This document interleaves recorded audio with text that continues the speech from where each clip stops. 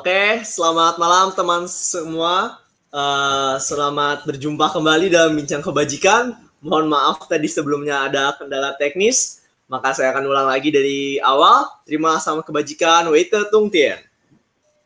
Sian Juwita. Sancai. Pada malam hari ini, Bincang Kebajikan yang memiliki moto kupas tuntas semua tanya akan menghadirkan sebuah tema, yaitu surga neraka Konghucu. Jadi pada malam kali ini akan menjelaskan mengenai surga dan neraka di dalam agama Konghucu yang akan dijabarkan oleh Wense Budi Sunyarto. Sebelumnya, saya mewakili moderator dan tim bahwa meminta maaf yang sebesar-besarnya jika karena pada malam ini Wense Urip Saputra tidak dapat bergabung karena ada satu dan lain hal yang berkendala. Maka dari itu pada malam hari ini akan digantikan oleh Wense Budi Sunyarto. Sebelumnya, saya akan memberitahu dulu siapa Wense Budi Sunyarto ini. Wense Budi Sunyarto ini mungkin teman-teman sekalian sudah kenal semua, yaitu Ketua Harian Matakin periode sekarang. Dan mungkin untuk perkenalan lebih lanjut nanti bakal dijelasin lagi sama Wense Budi Sun. Nah, sebelum itu teman-teman bisa tulis dulu di kolom chat mungkin mau namanya, asal makin, dan nomor telepon mungkin nanti yang mungkin bisa berkenalan satu sama lain. Langsung aja mungkin kita mulai sesinya. Baik, terima kasih Tojin Farel dan juga kepada seluruh Tojin yang menyaksikan Bincang Kebajikan kesempatan ini. Terimalah salam penuh iman, hanya kebajikan Tien Tuhan berkenan. Wei Datung Tien. Mohon izin kepada Wense Urip, seyogianya hari ini Wense Urip yang mengisi pada sesi pembicaraan mengenai surga neraka Konghucu, tetapi karena Wense Urip ada halangan yang tidak bisa ditinggalkan, dan supaya para tim kami yang sudah bekerja bersusah payah ini juga bisa tetap menyelenggarakan Bincang Kebajikan ini, maka apabila Wense Urip suatu saat melihat tayangan ini, mohon izin untuk mewakili Wense Urip. Baik, para tojin yang terkasih, pembicaraan kita pada malam hari ini adalah mengenai surga neraka dalam versi pandangan agama Konghucu. Ini adalah sebuah pokok bahasan yang menarik, dan saya juga berharap apa yang akan kita bahas di kesempatan ini adalah menambah wawasan kita semua, bukan artinya ingin membuka sebuah forum perdebatan yang pada akhirnya tidak menghasilkan apapun. Jadi surga dan neraka di dalam agama Konghucu ini memang satu hal yang sifatnya seringkali ditanyakan oleh mereka atau oleh para umat-umat lain selain yang berumat atau beragama Konghucu. Nah, seringkali kita mengatakan dengan tegas bahwa surga dan neraka di dalam agama Konghucu itu sebagian mengatakan dengan tegas menyatakan tidak ada. Nah, kenapa mereka mengatakan tidak ada? Kita berpegang kepada satu ayat yang ada di dalam kitab Sesu pada Sabda Suci Jilid 11, pasal yang ke-12. Di sini ada sebuah pembicaraan murid Nabi yang bernama dengan Kwilo bertanya, bagaimana cara mengabdi kepada roh-roh? Nabi menjawab, sebelum mengabdi kepada manusia, betapa dapat mengabdi kepada para roh. Nah, pada ayat yang kedua dituliskan, murid memberanikan diri bertanya hal setelah orang mati. Apa Nabi menjawab? Dijawab, sebelum mengenal hidup, betapa mengenal hal setelah mati. Nah, para tojin yang terkasih, kalau kita memahami ayat ini, Nabi tidak mengatakan bahwa setelah kita meninggal itu tidak ada kelanjutan atau tidak ada kelangsungan hidup setelah kita berpulang pada saat nanti. Tetapi di sini Nabi lebih mengatakan bahwa tidak akan membahas itu dulu sebelum manusia memahami bagaimana cara hidup di dalam dunia. Nah, inilah yang kemudian banyak orang-orang kita, umat-umat kita, mengadakan ketika ditanya mengenai surga dan neraka, dikatakan agama Konghucu tidak mengenal surga dan neraka. Para tojin yang terkasih, ketika seseorang atau ketika kita menyatakan bahwa ketika nanti mati ada surga dan neraka, mengatakan demikian, pasti kita akan mendebat. Kita belum pernah melihat hal itu dan kita belum pernah mengalami hal itu. Tetapi kalau kita juga menjawab hal yang sama, mengatakan bahwa surga dan neraka itu tidak ada, Artinya kita sama-sama sok taunya dengan orang yang mengatakan sorga dan neraka itu ada. Kenapa? Karena kita semua sama-sama belum pernah mengalami kehidupan sorga dan kehidupan neraka. Nah, ketika kita bertemu dengan umat-umat lain, seringkali kita ini terbawa dengan istilah-istilah di dalam mereka. Seringkali kita terjebak di dalam sebuah pertanyaan yang sesungguhnya kita itu mempunyai sebuah konsep, tetapi konsepnya tidak sama dengan mereka. Karena itulah, salah satu tudingan bahwa agama Konghucu dikatakan bukan agama, itu adalah karena masalah sorga dan neraka yang tidak pernah dibahas oleh Nabi, oleh ajaran agama kita. Maka dengan bincang kebajikan pada malam hari ini, kita sama-sama mempelajari, kita akan melihat bagaimana konsep sorga atau neraka, adakah itu di dalam agama Konghucu. Nah, maka yang pertama, para Tojin, saya ingin bahwa ketika kita berbicara dengan umat-umat agama lain, jangan terpancing untuk berbicara mengenai hal-hal yang sesungguhnya menjebak kita di dalam pemikiran mereka. Yang seringkali ditanyakan adalah manusia pertama, kemudian tentang surga dan neraka, tentang afterlife, bagaimana manusia setelah meninggal, dan lain sebagainya. Nabi mengajarkan kepada kita, kalau kita sudah berlainan jalan suci, jangan berdebat. Kenapa? Karena ini akan membuat sebuah perdebatan yang panjang. Demikian juga internal di umat-umat Konghucu, berbicara mengenai bagaimana orang setelah hidup dan kemudian berpulang, itu pun akan menjadi perdebatan yang panjang. Kembali kepada topik kita pada malam hari ini. Ketika saya bertanya pada salah satu umat, apa tujuan orang beragama? Ada yang menjawab dengan tegas bahwa tujuannya adalah untuk masuk surga. Kalau begitu, mari kita merefleksikan diri kepada kita sendiri. Apakah tujuan kita mempelajari agama Konghucu? Kalau di dalam konsep surga dan neraka, itu ada setelah manusia meninggal. Menurut konsep yang lain, bukan dari agama kita. Sesungguhnya surga dan neraka, apakah itu menjadi tujuan manusia hidup di dalam kehidupan ini?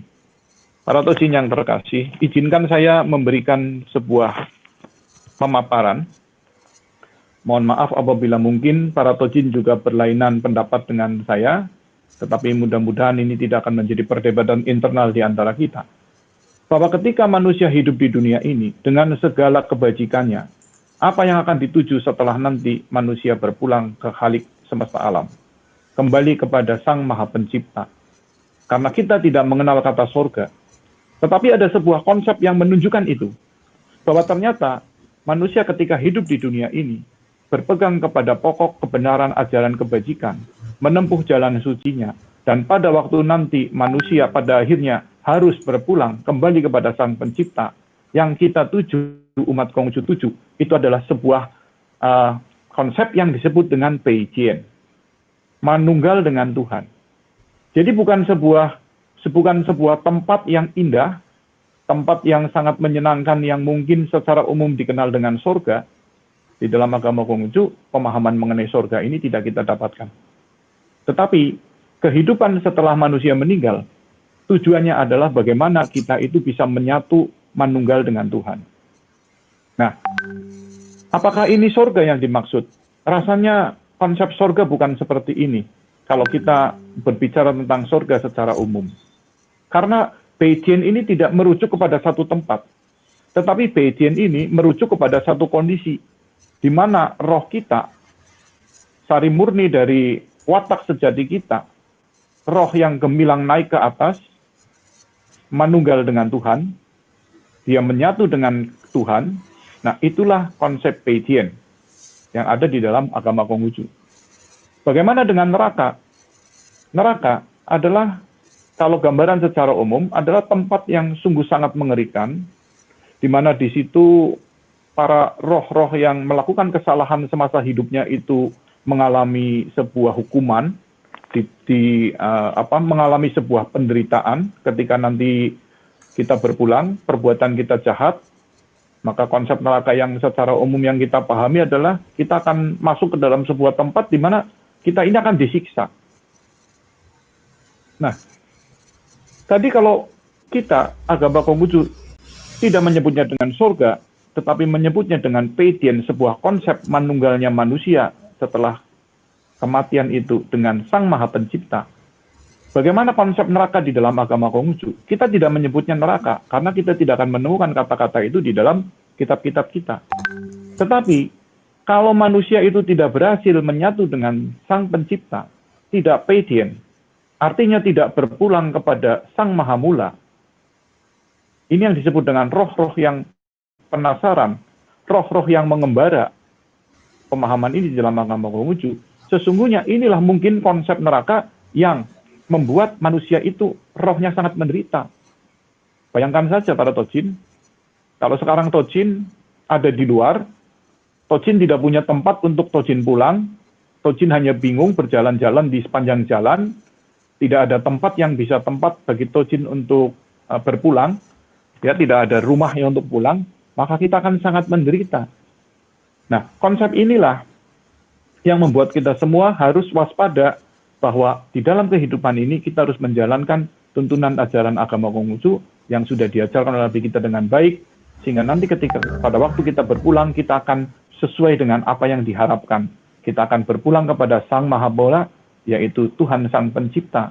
Kita jangan sampai menjadi roh-roh yang penasaran, roh-roh yang gentayangan, dan roh-roh yang mengembara itu. Sehingga penderitaan akan sangat dirasakan bagi roh-roh yang tidak bisa berpulang kepada Sang Pencipta itu. Nah, demikian pemahaman mengenai sorga dan neraka di dalam agama Konghucu.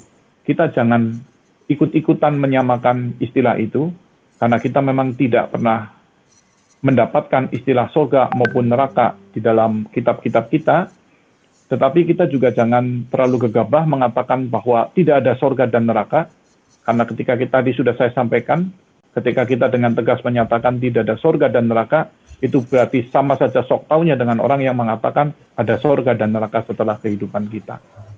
Inilah konsep mengenai bagaimana manusia setelah nanti kehidupannya, ketika dia berpulang, kalau dia menemukan sebuah yang indah, mungkin disebut dengan sorga bagi tetangga sebelah, bagi teman-teman umat lain, tetapi ketika kita di dalam agama Konghucu, bahwa tempat yang indah itu adalah ketika kita menyatu manunggal kembali dengan Tuhan Sang Pencipta yang di dalam bahasa kitab kita disebut dengan Peidien. Tentang neraka, kita juga tidak mengenal ada kata neraka, istilah neraka di dalam kehidupan kita. Tetapi kalau roh kita tidak berpulang kepada Sang Pencipta, tidak kembali kepada Sang Dia yang Maha Mula, dan kita menjadi mengembara roh kita, inilah kepedihan yang sangat luar biasa dirasakan. Inilah mungkin kalau kita mengenal neraka, konsep inilah yang disebut dengan neraka. Tapi kita tidak akan menyamakan itu, karena ketika kita berjalan jalan suci, kita jangan saling berdebat. Demikian singkat yang saya sampaikan kepada para pemirsa yang ikut secara langsung streaming live. Kalau ada pertanyaan bisa segera ditanyakan, tim-tim kami akan mencatat dan akan diajukan kepada host. Kembali kepada Ferel, terima kasih Ferel. Oke, terima kasih Unse Budisun. Baik sekali pemaparannya. Mungkin akan saya ulang sedikit ya dari yang tadi disampaikan. Mungkin teman-teman sekalian yang tadi terlewat bisa membuka kitabnya pada Sabda Suci Jilid 11 ayat 12. Benar ya Unse? Betul, Ferel. Betul sekali. Ya, di situ telah dipaparkan bahwa di ayat tersebut memang sebelum kita mengetahui kepada roh, lebih baik terhadap manusia dahulu. Kurang lebih seperti itu ya Wansa? Betul. Okay. Jadi konsep sebenarnya kalau surga ini di agama Konghucu itu dikatakan sebagai Peidien. Betul ya? Kita tidak bisa menyamakan itu, Ferel. Maksud saya begini, kita jangan terjebak bahwa Peidien itu sama dengan surga. Karena apa? Karena pemahaman surga yang kita ketahui ini kan merujuk kepada satu tempat. Sedangkan Peidien ini merujuk kepada sebuah konsep. Jadi perbedaan yang mendasarnya, kalau surga itu sudah merujuk kepada sebuah tempat, bahkan yang saya pernah berusaha mencari tahu dari teman-teman kita itu, bahwa mereka bisa dengan jelas menyampaikan bahwa surga itu begini, begitu. Sedangkan Peidien ini adalah merupakan sebuah konsep. Sebuah konsep Peidien ini jadi di dalam agama Konghucu. Baiklah, Iya. teman-teman sekalian, bagi yang ingin bertanya bisa langsung saja di kolom chat maupun di kolom komentar atau bisa menghubungi Tocin Heldi. Nah, di sini udah ada beberapa pertanyaan, Onse. Mungkin siap untuk menjawabnya. Baik, dengan senang hati, Ferel, supaya kita lebih paham mengenai pembicaraan kita pada malam hari ini. Silakan. Jadi pertanyaan yang pertama ini, Onse, dari seseorang katanya tapi tidak mau disebutkan. Pertanyaannya adalah, apakah ada hubungannya rumah-rumahan dengan surga? Atau mungkin di sini yang biasa kita kalau bersembayang kan ada rumah-rumahannya, Onse tuh. Mungkin apakah itu bisa dikatakan surga atau pit yang tadi? Mungkin bisa dikasih pemahamannya, Onse. Iya, sangat menarik pertanyaan ini. Ini juga pertanyaan umum yang seringkali diajukan oleh, bahkan bukan oleh umat-umat agama lain, bahkan ini diajukan oleh umat kita sendiri. Ada sebuah kebiasaan atau sebuah tradisi, sebuah budaya, di mana ketika ada anggota keluarga yang berpulang, kemudian ada yang menggunakan 49 hari, pada waktu upacara 49 hari, ada juga yang menggunakan waktu ketika tasyang, upacara genap memasuki 3 tahun. Itu pihak keluarga menyediakan perlengkapan rumah-rumahan, replika rumah. Rumahnya lengkap itu, Ferel. Ya. Jadi ini yang membuat saya selalu bercanda bahwa jangan khawatir kalau umat Konghucu tidak kaya di dalam kehidupan sekarang ini, dia pasti akan kaya setelah berpulang nanti. Karena apa? Ketika nanti di dalam kehidupan yang sekarang dia tidak punya rumah tingkat 3, nanti kalau sudah meninggal, keluarga itu akan mengirimkan rumah-rumahan yang tingkat 3. Kemudian lengkap dengan mobil-mobil mewah, lengkap dengan perlengkapan dan perabotan dan lain sebagainya. Ini sih hanya bercanda saja. Ya.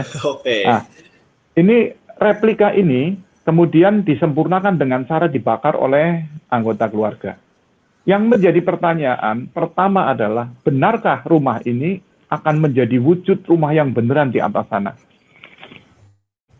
Ya, yang pertama pertanyaannya itu. Yang kedua, apakah ini sebuah landasannya ajaran agama kita?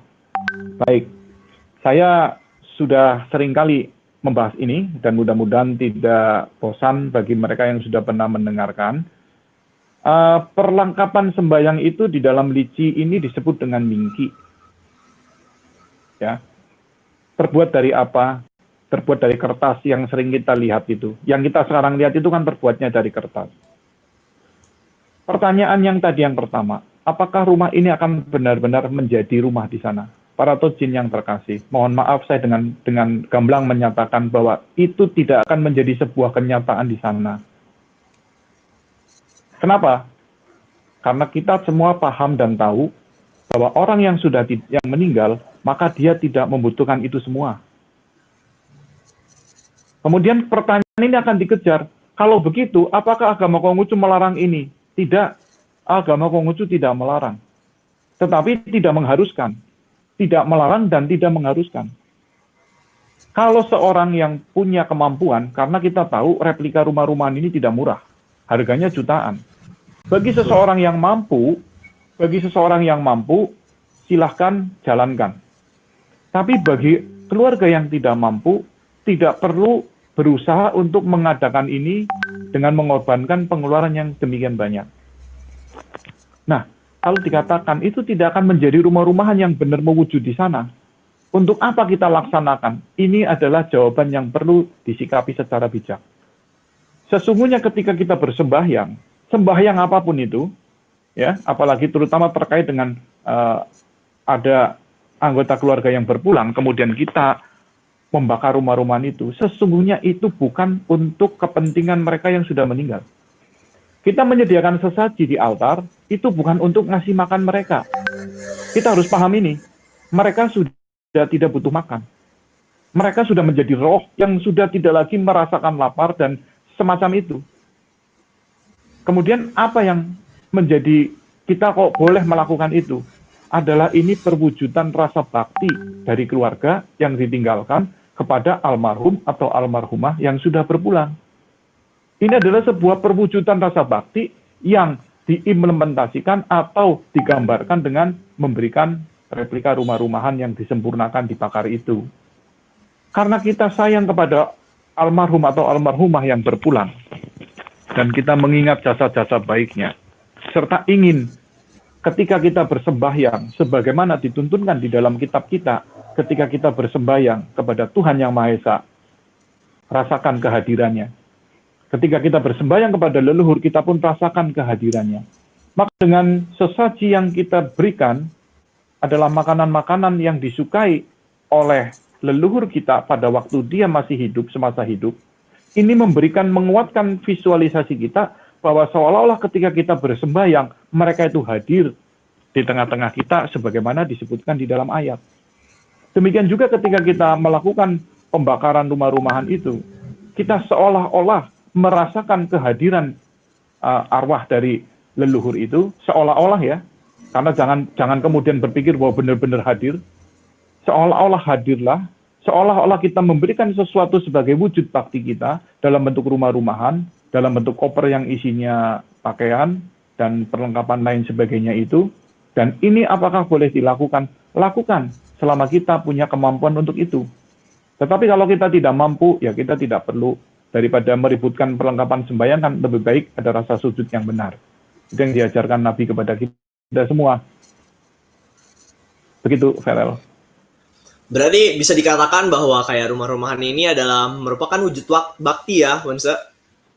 Lebih kepada yang masih hidup, betul. Lebih berfungsi kepada kita. Ya, menguatkan bakti kita kepada para leluhur yang sudah mendahului. Dan ini tidak bersifat wajib ya berarti. Buat teman-teman sekalian yang mendengarkan ini, jadi perlu digarisbawahi nih, ya nggak Wansa? Betul, betul. Kalau memang mampu, laksanakan. Kalau tidak mampu, jangan dipaksakan. Oke, baik sekali. Berarti kita dapat menyimpulkan bahwa memang itu bukan suatu keharusan, dan itu adalah merupakan wujud bakti kepada kita yang masih hidup kepada leluhur kita.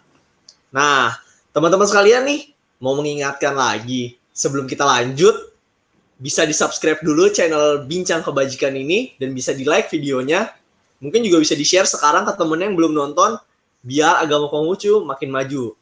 Nah, teman-teman juga yang mau lanjut buat memberikan pertanyaan, bisa lewat kolom chat maupun komentar, ataupun menghubungi tim Bincang Kebajikan. Mari kita lanjutkan ya, Wansa, pertanyaannya. Ada pertanyaan lagi. Baik. Ya, siap, Farel. Pertanyaan selanjutnya itu, di sini dikatakan, kalau orang berbuat jahat di dalam agama Konghucu, setelah meninggal dunia, dibawa kemana? Mungkin konsepnya kayak semacam dosa mungkin ya, Wansa. Jadi, apakah kalau kita berbuat jahat itu nanti akan ke neraka? Atau kan tadi sudah dijelaskan sebenarnya di awal kan? Mungkin bisa memberikan pencerahannya. Baik. Umat Konghucu yang percaya dan yakin kepada hukum kebajikan, yang percaya kepada ajaran-ajaran Nabi Kongce, kalau berbuat jahat, jangan menunggu mati untuk menerima hukuman. Tidak perlu menunggu mati untuk menerima hukuman. Ada sebuah ayat yang dikatakan, apa yang keluar dari mulutmu akan kembali kepadamu. Ini menunjukkan perbuatan baik kita akan kembali berbuah kepada kita berupa kebaikan-kebaikan.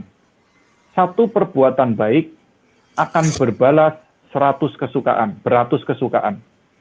Satu perbuatan jahat akan berbalas beratus kesengsaraan.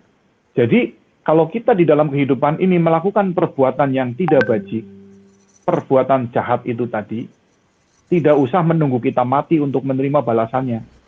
Dalam kehidupan ini pun kita akan menerima balasan itu. Jadi tidak usah menunggu mati, Farel. Oke. Artinya apa? Artinya apa? Perbuatan baik kita dan perbuatan jahat kita akan dibayar tunai di dalam kehidupan kita yang sekarang. Nah, kalau orang ini kemudian tetap melanjutkan kejahatannya, dia sudah tahu berbuat jahat, kemudian dia sudah merasakan akibat-akibatnya. Kalau dia jahat, maka akibat yang pertama dia tidak akan punya teman. Ketika dia kesusahan, orang semua menjauh. Kenapa? Karena orang ini terkenal perbuatannya jahat, sehingga orang enggan untuk menolong. Nah, kemudian perbuatan jahat ini tetap diteruskan, tidak ada perbaikan, sampai akhirnya orang ini meninggal. Apa yang terjadi? Apakah dia masuk ke neraka? Kita tidak mengenal konsep neraka.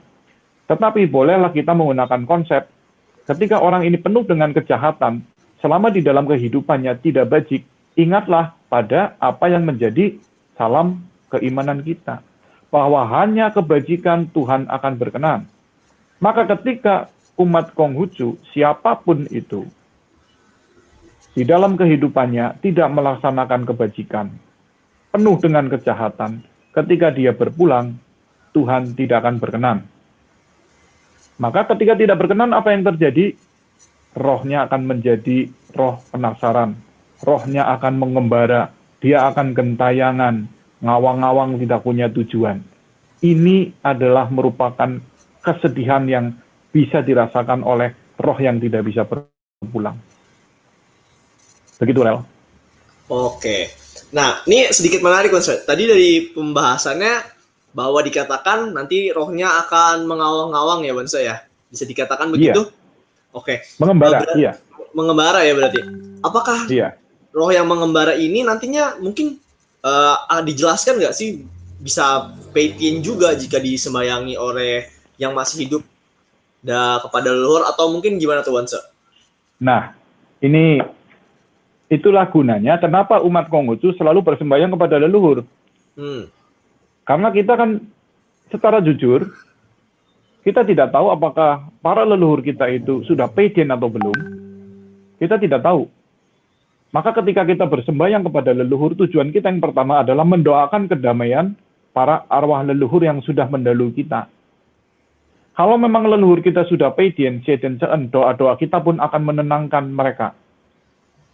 Tetapi kalau ternyata yang kita sembayangi ini belum pedien, dia masih penasaran, dia masih mengembara, maka doa-doa yang kita panjatkan, getarannya ini akan sampai kepada dia, membuat mereka itu tenang, dan doa yang tidak terputus terus-menerus ini, itulah yang akan membuat dia tenang, dan pada akhirnya dia pun akan mengalami sama dengan konsep pedien ketika orang melakukan kebaikan di dalam kehidupan ini. Konsep di dalam agama kita menyatakan demikian. Itulah gunanya kenapa kita harus berdoa kepada leluhur. Mengingat dia yang sudah jauh. Sekalipun telah jauh, kita tetap ingat.